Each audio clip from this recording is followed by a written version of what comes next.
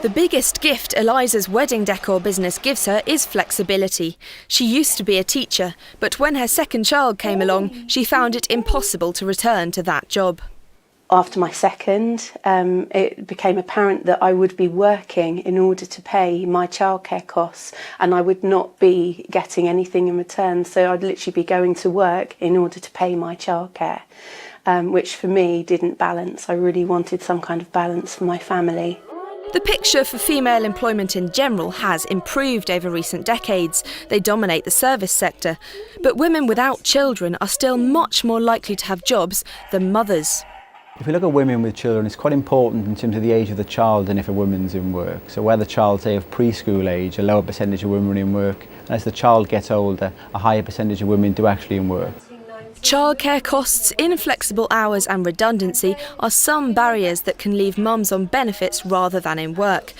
But business networking groups like these help mums to make money from home, and membership has boomed.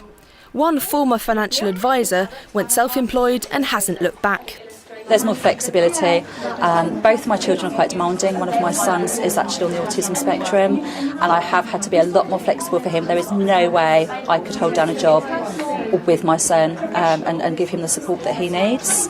Sometimes I know with some of our ladies we've got people who have health issues, and certainly for the younger babies and things like that, people, once they've done maternity, it's about returning to work, and then they find that they perhaps either want to stay with their families, or it may be to do with the childcare. There's a whole host of reasons.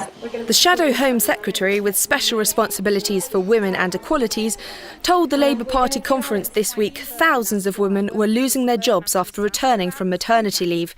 She thinks there's a lot more to be done to make the workplace work for mums. They need support for the family, but also to know that there's affordable childcare available if they want to go back to work. Too often there isn't, and that's why we want to increase the free childcare available.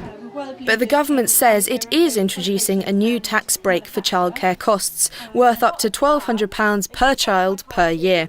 It also has plans to extend the right to request flexible working to all employees. Katy Austin, BBC South Today in Portsmouth.